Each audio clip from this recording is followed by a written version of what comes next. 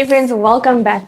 So, if you have been struggling to figure out the best route to get into cloud security and specifically become a cloud security engineer, or maybe you're just feeling hella confused on where to even start with the large amount of resources that's out there today. And resources these days, I mean, it can be a good thing, it can be a bad thing, I digress. Don't stress, because in this video, I have documented a roadmap for you guys. And I kid you not, it is so extensive. It might be the only one that you need to follow. Now, here's going to come a caveat, because all of you can see the MVP award up there. I am definitely an MVP. I'm a Microsoftie, ex-Microsoftie. Don't work there anymore. But this roadmap is actually going to be focused on AWS. But as you guys know, I have been in my AWS learning journey recently, and I have amazing friends in the industry who's actually documented a lot of step-by-step resources and hand-holding guides and things like that.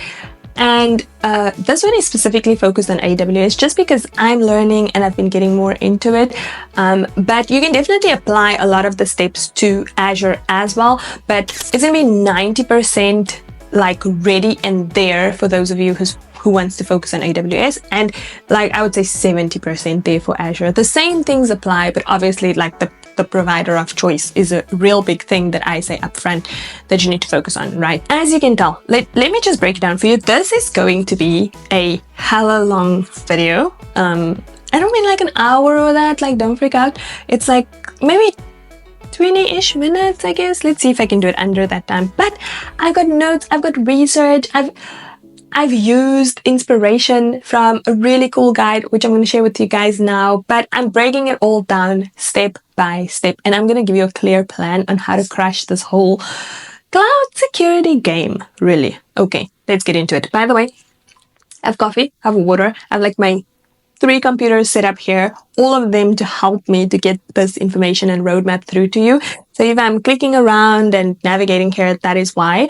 But you need to stay tuned, just relax, sit back, get your notebook, get your coffee, and let's do this. Firstly, let's understand that it is in fact a fact that cloud security definitely is a hot topic. I mean, there are different business insights. I have one here from the Fortune Business Insights. So the global cybersecurity or the global cloud security market is projected to grow from 37 billion in 2023, which was a couple of years back, to $156 billion by 2032. So this is like massive, right? Over the next decade, this industry will just continue to grow and grow and grow. And the booming growth is really all because more and more companies are moving their work to the cloud, and at the same time, cyber criminals are getting smarter. They're smarter than us guys. No, I'm joking. We are all the same smart, right? But they have a specific focus while the industry struggles to get more people. But there's also stricter rules around data protection and business requirements, and there's just like a lot more need for businesses to take security more seriously. So it's a bit like everyone's suddenly moving to a new neighborhood and then realizing that they need better locks and alarm systems for their homes, if you want to put it that way. But you get the point. Everyone's moving and it's not inherently secure. You still need to secure it. You need skills to be able to secure it. You need people to be able to understand this landscape of cloud computing and cloud security and then apply the proper security measures, right? And what does it mean for you? It means job opportunities galore. So think about every organization moving into the cloud needing someone like you to secure their sensitive data, prevent data breaches, and make sure that the organization is compliant. So with that, if you have been on the fence or you are struggling to figure out whether you should choose an option in cloud security, then this is your sign to make that choice and really get started now. Okay, now I am going to go through exactly how you can do this. I've got a roadmap, I've got steps that you need to take. It can apply to you if you're a complete beginner, like with no background or experience, or if you already have some IT experience and you're looking to transition, then this roadmap is definitely applicable to you as well, especially if you're specifically focused on AWS, it's more applicable to you. If you're into Azure, you can watch the video. It will also be very applicable to you. It's just that the resources and the education and training projects that I will mention will be focused on AWS, and here's why. I am basing this roadmap off of the amazing guide that has been created by Pwned Labs. So Pwned Labs has a cloud security engineer roadmap, which really lays out everything that you need to know to be able to get into the engineering side of cloud security. So this, like, it's from Linux basics to IAM automation, incident response, and so much more. And Pwned Labs, I mean, I've mentioned them in my previous video. I'm a huge fan. I've partnered with them. I've done giveaways with them. They're not paying me to say this or sponsoring this video, anything like that. I'm just a huge fan of the platform, especially if you're interested in cloud security. And so on the platform, they also provide 30 free hands-on cloud security labs. So if you're here and you've already studied some stuff and you want to know how you can get hands-on experience, I mean, go to Pwned Labs. Like, that's how you can build projects. That's how you can get hands-on experience. And then I want to share that I'm starting something new here. So if you stick around, somewhere in this video, I'm going to drop a keyword. And if you catch the keyword, the first 3 viewers to comment the word down below will win access to the next AWS Cloud Red Teaming and Purple Teaming Bootcamp. So this bootcamp is happening in the month of March. So if you keep watching and you catch the word, you can comment it down below, and then I will give you a voucher or I will add you to the bootcamp, and you can join the bootcamp for free. The bootcamp is paid. It's phenomenal bootcamp. I gave away a voucher in December for the Azure bootcamp, and after the bootcamp, she was able to get a job. So I'm super proud of that, and it just shows how phenomenal this bootcamp was and instrumental in teaching the right skills to be able to ace the interview and actually get the job. So stick around for that. Other than that, grab your pen, grab your laptop, grab your book, grab your iPad, and let's get into it. All right, the first step to understand is where you're starting your journey from. So the best part about this roadmap is that it's made for everyone. So whether you're lost in the complete starting point or whether you have experience, the guide is really going to help you out. So if you're a cloud engineer, this means that you already know your way around cloud technology. So it's all about shifting gears and focusing on security specifically. This means that you need to learn how to protect resources. You need to be able to spot misconfigurations. Think about everything from a security first perspective. So as an example here, how would you stop someone from exploiting an S3 bucket or gaining unauthorized access to a VPC? So that's the mindset that you'll need to build across from being a cloud engineer to now focusing on being a cloud security engineer. Then, if you are currently a security engineer, this means that you've been working on securing on-premise environments, and you already know how to work in some network security capabilities, endpoint security capabilities, then you're already off to a really good start. So many of the concepts like firewalling, incident response, and access control, these also apply to cloud, but with a little bit of a twist, right? So for example, in the cloud, there's no more a physical perimeter. Instead, you'll focus on securing APIs, cloud workloads, managing identities. But a good starting point here would be looking into how the shared responsibility model works with services like AWS. So by understanding this shift, you would already be able to transition your defensive skills into kind of a cloud first world and a cloud first mindset. Then it comes to the sysadmin, so the systems administrator. So if your background involves managing infrastructure, this gives you a head start for cloud security, really. So think about all the times that you had to deal with configuring networks, managing servers, or troubleshooting issues. So those same skills will come into play here, but with the added layer of cloud-specific knowledge. So, for example, you'll need to know how to set up VPCs, right? So you'll need to know how to set up virtual private clouds, or you'll need to know how to implement firewall rules for workloads that's running in the cloud, whether it be Azure Firewall or in the AWS cloud. And then it's also about building onto what you already know and applying it to a specific cloud environment. The next role here is a software developer. So as a software developer, you're already comfortable with writing and troubleshooting code, which gives you a huge advantage in cloud security.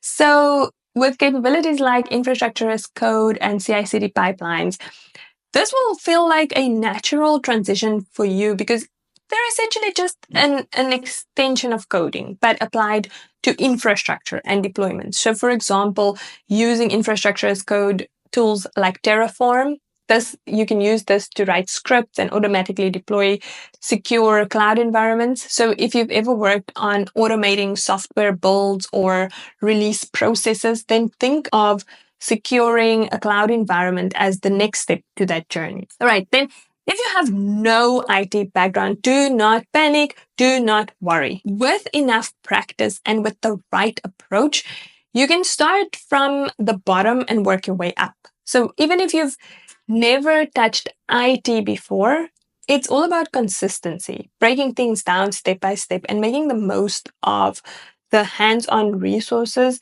to try and get the hang of it and try and really understand what's going on in the cloud. All right, friends, here is where we roll up our sleeves and we get into the juicy stuff. This roadmap is going to be like your personal guide. I'm going to break it down step by step. You have to stick with me. You have to focus. Pause if you need a break. Get your whatever you're using to take notes, because now we're going to go from what you need as the basics and what you need to advance your skill and to actually get a job in this industry, right? Step 1 is going to focus on learning Linux and learning containers. Right. Now, Linux or Linux, like how we say in South Africa, it's considered as the backbone of modern cloud infrastructures. It's flexible, it's stable, it's widely adopted, and that makes it an important operating system for cloud environments. And then what does this mean for you, and what do you actually need to learn? So if we consider the foundations for cloud systems, then many cloud providers like AWS, Azure, and Google Cloud use Linux as the underlying operating systems for their services. Linux also has like super command line power. So Linux command line allows cloud engineers to effectively manage systems. It helps to automate tasks and then to troubleshoot in large-scale environments. It's also customizable, right? So Linux supports cloud-specific tools like Docker for containers and Kubernetes for the orchestration capabilities. So this enables developers to manage applications in a distributed environment effectively. So as a cloud engineer, you may find yourself frequently being exposed to Linux and command line tools to automate tasks with shell scripts, as an example, investigate security issues in cloud environments, understand permissions and file systems, which are really critical for securing resources, right? For container tools like Docker and Kubernetes, these are super important as well. So think of Kubernetes as the brain behind managing containers in a cloud-native environment. So as an example, if you're deploying a secure microservices application, Kubernetes helps to isolate workloads and apply network policies to fix risks. Okay, now let's look at a use case for a cloud engineer having Linux skills. right? So a cloud security engineer, sorry, specific. So imagine that a developer pushes an insecure Docker image into production. With your knowledge of Linux and containerization, you would then easily be able to identify vulnerabilities and apply specific patches to remediate those vulnerabilities. So that's a small example of like where you need the contextual security knowledge on Linux and containerization to help you to kind of identify and remediate potential vulnerabilities, issues, misconfiguration, and that's super important. Basic hygiene is so important when it comes to cloud security. All right, now in the guide for this step, they actually have a really good hands-on resource. So you can get started with OverTheWire, which is a Bandit Wargame, and it's specifically for Linux basics. So this lab is perfect for helping you to get comfortable with Linux shell commands, which are important for navigating and managing cloud environments effectively. All right, let's move on to step 2. Step 2 is very important. It is to pick and learn one specific cloud provider. You need to pick a cloud provider and then you need to dive into it. So with more companies moving to hybrid cloud setups or starting as fully cloud native, AWS is a solid choice, right? It is. But I mean, AWS does dominate the market globally right now, along with Azure and GCP. But it's also because learning one cloud provider is like learning a programming language. So once you know one, it becomes much easier to pick up the others. Now, as I mentioned here, I am diving deep into AWS in this specific roadmap. However, you also need to check availability of resources and jobs in your area where you live for Azure and GCP. For example, in the US, AWS is much more dominating versus in Europe, Azure is more dominating. So when you choose your provider of choice, make sure that you are checking your local market or where you're potentially looking for a job, and you're checking what companies are looking for in that specific area. This is going to be very important. So now when it comes to focusing on the specific cloud provider, you also need to build your foundational knowledge on key cloud services, right? So as an example, in AWS, this could refer to looking at storage, so S3. So learn how to secure data using encryption and managing access control lists on an S3 bucket.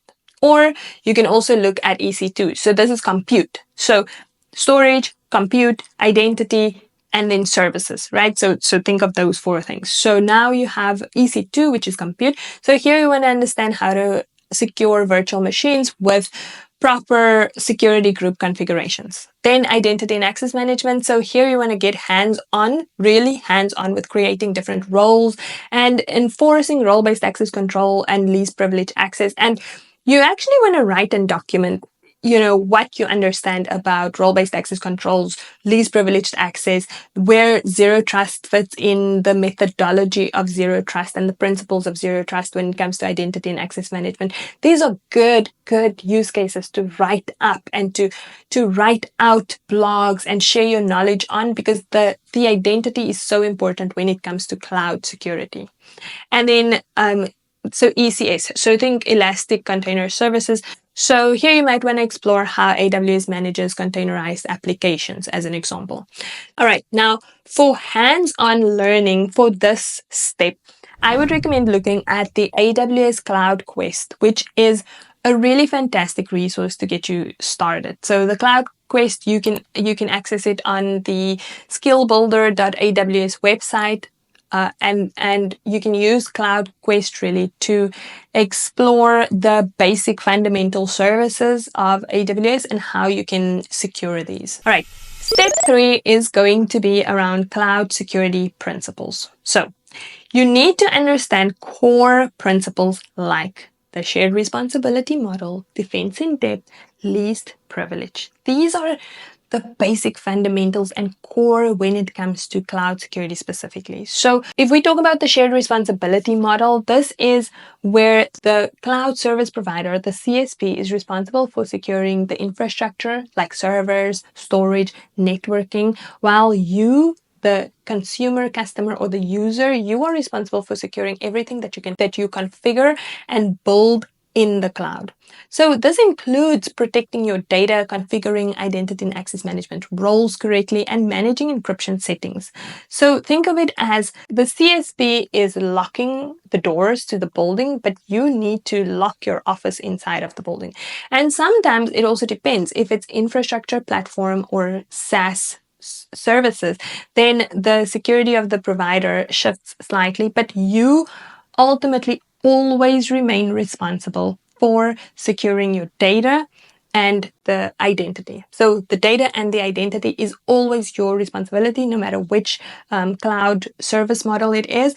But when it comes to platform services, you are responsible for the encryption settings, the network settings, the access management settings. When it comes to infrastructure, you're responsible for managing the operating systems of the VMs that you deploy, as an example, as on an infrastructure layer. So check out the shared responsibility model. This is very, very important to understanding what your role as a cloud security engineer entails and how you explain to your organization what they are responsible for and what they need to hire you for, essentially. All right, next is defense in depth. Now, this principle is all about creating multiple layers of security to reduce the chance of a breach. It's like having a combination of locks, so an alarm system and then a guard dog to protect your house. But in the cloud, this might mean using a firewall as kind of the outside layer to protect or to control the traffic, and then you use encryption to actually prevent unauthorized access and to encrypt the data, and then you still use access-specific permissions for only specific people to access the data. So these are multiple layers at which you implement security in order to ensure that if one layer is compromised, so if the attacker comes through the firewall, then the data is still encrypted, you still have RBAC, role-based access control, so they still cannot get into the data aspect of it. Even though they've been able to reach the bucket, they can't see anything when it comes to the data, and they still need more access. They still need to compromise an identity. And then you also need to be able to understand that for platform services, another layer of defense here is to actually monitor. So detection is better than no visibility. When prevention is not always possible, detection is a crucial aspect of monitoring in the cloud. You always want to be able to see anything unusual that happens. And then the next principle here is least privilege. So least privilege ensures that users, services, or applications have access to what they absolutely need. So for example, a developer doesn't need admin access to all resources. They just need admin access to the resources that they work on. So you need to limit the developer's permissions to the least privileged, so to only what they need, and in this way you minimize the risk of accidental or malicious actions that could compromise your environment. All right, so an example here to give you a practical example of a real world use case. So an engineer accidentally misconfigures an S3 bucket, making it publicly accessible. So as a cloud security engineer, you'd need to use tools like AWS config to detect and remediate misconfigurations in real time.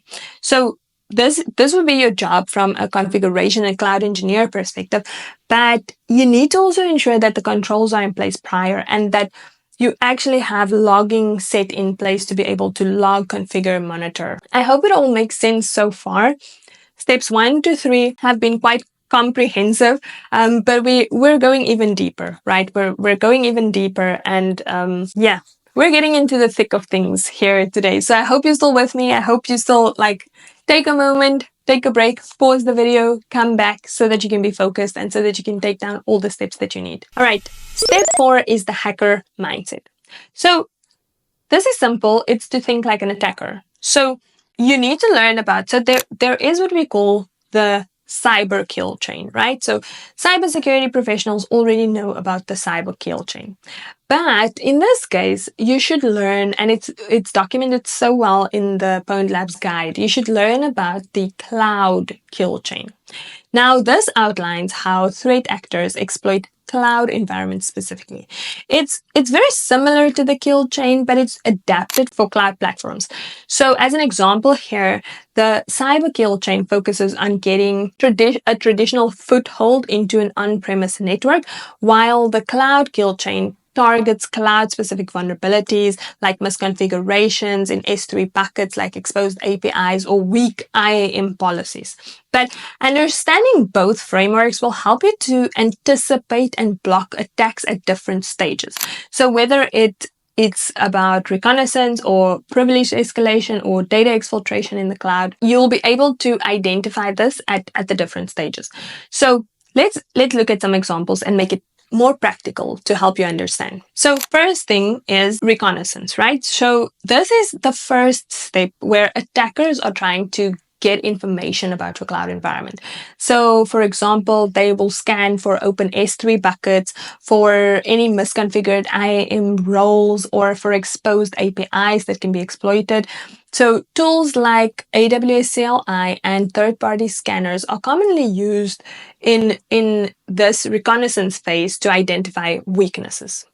Then the next step is risk, as we talk about it in security. So once the attackers have some level of access, then they try to elevate the permissions to gain more control over the environment. So this might be that they found a weak credential or a credential was leaked, and then they use this credential to gain admin access, and then they exploit overly permissive IAM policies to move laterally. So now this comes to where we spoke about least privileged in the previous step, because if an admin credential is found or compromised, it's so important that they have the least privileges possible, because otherwise an overly permissive admin account can lead to lateral movement within the cloud. And a real world example here could be like where you have a misconfigured role with access to sensitive data stored in S3 or in the databases. So you have this overly permissive role, it's misconfigured. Now with compromising that role, attackers can get access to way more than they needed to in the first place. So that's a prime example of how this works. So if you want to practice on step 4 here, Pwned Labs has a practice lab. It is the Azure Recon with BloodHound Lab, and this teaches you how attackers actually map cloud environments. And this is one of the free labs that they have on the platform. So those 30 free labs that I mentioned earlier, this is one of those. All right, the next step that I'm gonna need you to learn is automation and scripting. Now, manual processes are not only inefficient, but they're very prone to mistakes, especially in a dynamic and fast-moving cloud environment. So to address this, there are many things that you should learn. First thing, Python. Python.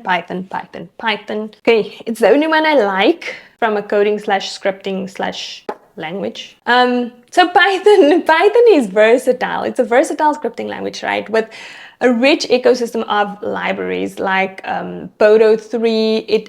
It makes interacting with AWS services like seamless. So you can use Python to automate tasks like monitoring S3 bucket configurations or triggering alerts for policy violations. Then there's Bash and PowerShell. Now, being an Azure girl lead, like these are my go-tos. I definitely use Bash and PowerShell on the daily for automation in Azure itself. So it's also scripting tools. It's great for automating routine tasks like log analysis and for managing configuration across cloud resources. The next one here is Terraform. So this is for infrastructure as code. So it's an infrastructure as code tool that allows you to define resources in code template so that you ensure consistent security standards each time a resource is deployed. So for example, you can use Terraform to enforce encryption and access policies across new cloud storage instances. So once you have the Terraform template defined, you can reuse that template all the time. So think about an admin going into the portal and then trying to configure a service in that way, and then the next admin goes and they configure the service in their own settings. Now, if you use Terraform and you define the infrastructure coding templates, these are templatized and a storage account is deployed in the same way all the time. That's why infrastructure as code is so powerful when it comes to the cloud. Okay, friends, it is time. If you have made it to this part in the video, now is your chance to win access to the AWS Cloud Attack and Defense Bootcamp that's happening in March together with Pwned Labs. So your keyword is Cloud Ninja. I'm going to put it up on screen. Comment it down below if you are one of the first 3 people. You will win access to the bootcamp. Good luck. Alright friends, stick with me here. For those of you who are still here, we are moving to the next section, which is steps 6 to 10. So, fill up your coffee and let's get going. Okay, step 6, one of the biggest steps here is identity and access management. So IAM is really the cornerstone of cloud security, because in the cloud, resources are potentially accessible from anywhere, and controlling who has access to what is really important for keeping your cloud environment secure. Here's an example of IAM skills that's going to help you. Firstly, you need to know how to enforce multi-factor authentication, right? MFA, super important. It adds an extra layer of security by requiring a user to verify that their identity by having something they know. So like a password with something they have, which is a device or an app, the one that you tap to get into your account. Then it's about rotating keys. So regularly rotating keys ensures that even if credentials are compromised, they can't be used for long. So there's a time limit because you're rotating your keys. So AWS Identity and Access Management, so Identity Center, supports automatic key rotation. So this is something you should learn to use and implement to reduce manual efforts and to really reduce potential risks, right? Then the next one is, we spoke about it a lot, it's role-based access control. So setting up RBAC. So by assigning specific permissions to users or groups based on their role. This is super important to reduce the risk of accidental or unintentional misuse. You need to learn to work in the identity center because this simplifies permissions management across accounts. And there's a lot of roles right now for IAM specific engineers.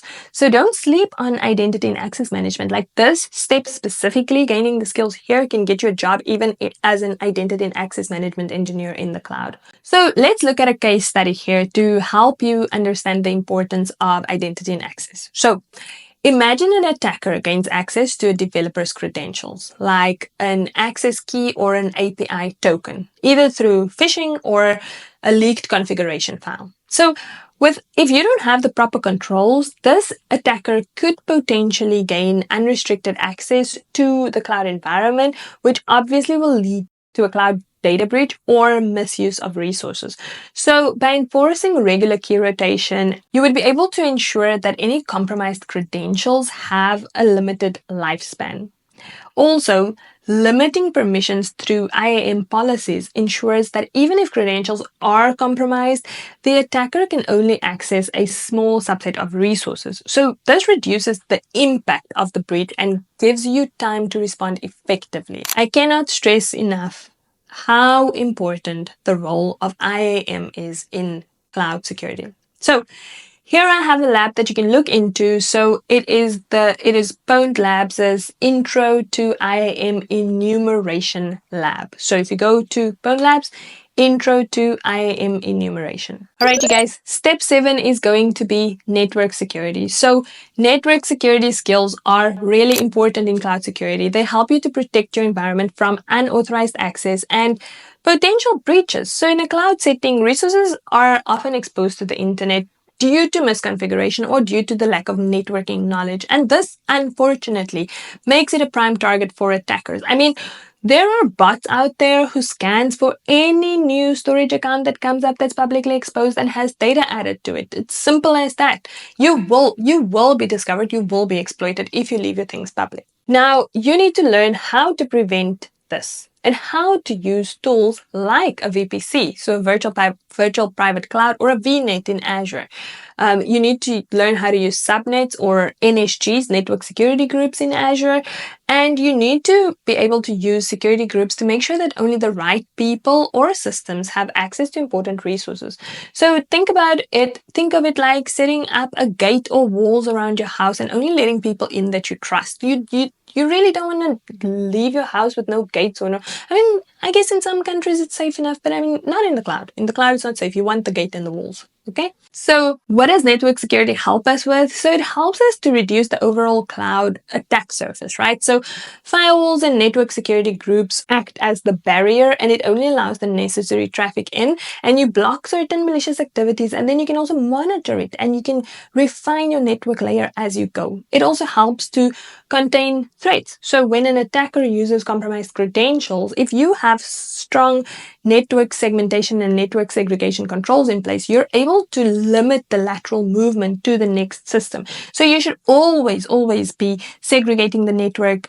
You should always apply granular segmentation, and you should separate critical resources from each other. So the back-end database should always be separated on the network layer from the front ends, because the front ends are more likely to be compromised, but they don't hold the data, but the back end does. So you should be segregating this completely. And then also, you need to, on the network layer, you also need to ensure compliance. So there's many regulatory framework that require network security measures. And so by you learning this, you're able to help an organization to maintain compliance, implement network segregation, segmentation, monitoring, logging of the traffic, and then identify potential access to sensitive data, and then also restrict access to sensitive data. In the cloud, ultimately, network security is a massive part of a layered defense strategy. It makes sure that if other controls fail, then attackers can't easily access or exploit your environment. I have a lab here for you. It's called the Loot Exchange Teams SharePoint with GraphRunner Lab. Now, this is also on Pwned Labs, and it helps you to understand how attackers exploit SharePoint and Teams integrations through Graph API vulnerabilities, which helps to give you a view on how this actually works on the network layer itself, and how it works if you are able to segregate and dissect network communication and network activity. So this is an excellent one to explore. All right, you guys. We are actually almost there. So the next step is data security. So data is often the most valuable asset for any company. I mean, these days it really is. So as a cloud security engineer, your role would be to make sure that sensitive data is protected, both in transit and at rest.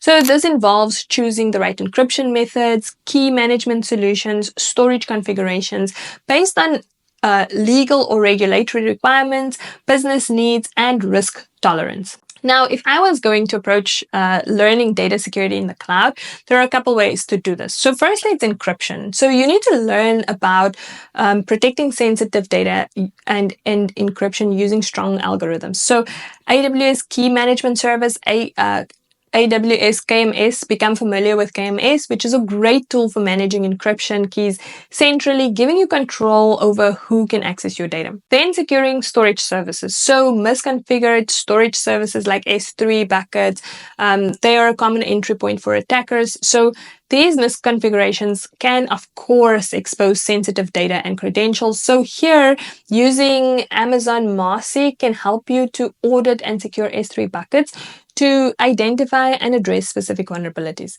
And then you need to have knowledge and a view on compliance. So familiarize yourself with data protection regulations like GDPR, HIPAA, and ensure that your security measures to ensure that whoever the company is that you're going to work for, that they have certain security measures to meet these requirements. So it's about regulations, but it's also about frameworks. So think of CIS 18, think of NIST here. You want to make sure that you understand the data protection and data security requirements in these frameworks, so that you can talk to this in an interview on how you would protect a company's data in the cloud. Now, for data security, Pwned Labs does have a lab on securing S3 with Amazon IaC, or IaC, however you want to say it, to gain real-world experience in auditing and protecting data stored in S3 buckets. Definitely check that out. Step 9 is going to be logging and monitoring. Now, we've already touched on logging and monitoring a ton, meaning that detection and response is so important. Even if you cannot prevent something, detection and response is really important.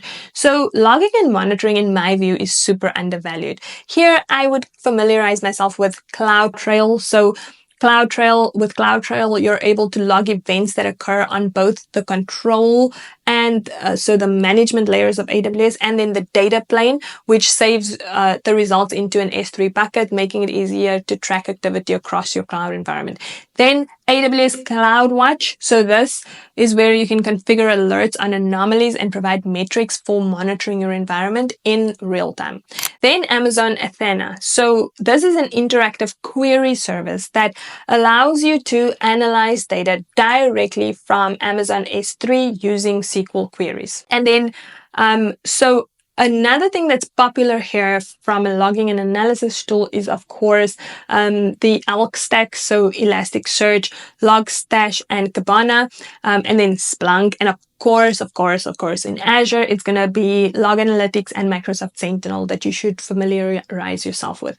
Pwned Labs has got a lab on this one on identifying IAM breaches with CloudTrail and Athena to gain practical experience. All right, you guys, we have made it to step 10. Okay, so step 10 is going to be incident response and disaster recovery. So here, you want to be able to quickly and effectively respond to security incidents. This will help to reduce the amount of damage that's caused by threat actors. So in the cloud, which has very well-defined APIs and offensive security tooling created for it, potential intrusions can result in exfiltration of company secrets and destruction of infrastructure, even in short windows of opportunities. So as defenders, it's going to be really important for you to define incident response playbooks and automation, and to be able to respond and contain the threats as quickly as the event unfolds. So here you want to focus on the preparation, so identifying the risks, defining the roles and responsibilities, and establishing playbooks. Then the detection and analysis, so using monitoring and logging tools to be able to find and address the anomalies. Then containment, eradication, and recovery. So this is where you want to focus on implementing measures that help you to contain a potential security breach. You want to also be able to stop the threat and then restore your systems back to working functionality so that your business can recover. And then it's also the post-incident activity, right? So you need to be able to conduct post-mortems about root cause analysis about what happened and how do you improve your defenses going forward. For this one, I would actually recommend that you look at the NIST Incident Response Steps. So I've also linked this down below. So this provides detailed guidelines more on incident response and disaster recovery, and it would be a great idea for you to gain access to this type of knowledge. From a disaster recovery perspective, you also want to focus on backup and restore. So recover data, like how long it's going to take for recovering of your data, cost-effective solutions for less critical systems. Then it's about warm standby versus cold standby that you're going to learn here. And then also a multi-site disaster recovery plan. So if you have something active, and you need systems and environments to be fully operating, then it's important to kind of understand how this works in real time. So Pwned Labs has, of course, got a lab for this on addressing a breach in the cloud. So check out that Pwned Labs. Friends, if you have made it to step 10, honestly, my words are done and I am so happy. Well done to you. Well done to us for making it here. This roadmap was no small task. And just by sticking through, you're already setting yourself apart and identifying yourself as someone that's committed to the journey and growth. So definitely check out Pwned Labs. It's a fantastic platform. Remember, the journey doesn't end here. It's just beginning. So if you take one step at a time, go and rewatch the video as many times as you have to, save it, share it with someone who wants to get into cloud security. And if you've made it here, please remember to subscribe, comment down below, let me know what you thought about the video, and don't be afraid to experiment, learn new things, break things as you go along. That's truly how you learn. All right, until next time, friends, let me know if this was helpful. Stay safe, keep learning. I'll catch you in the next one. Bye.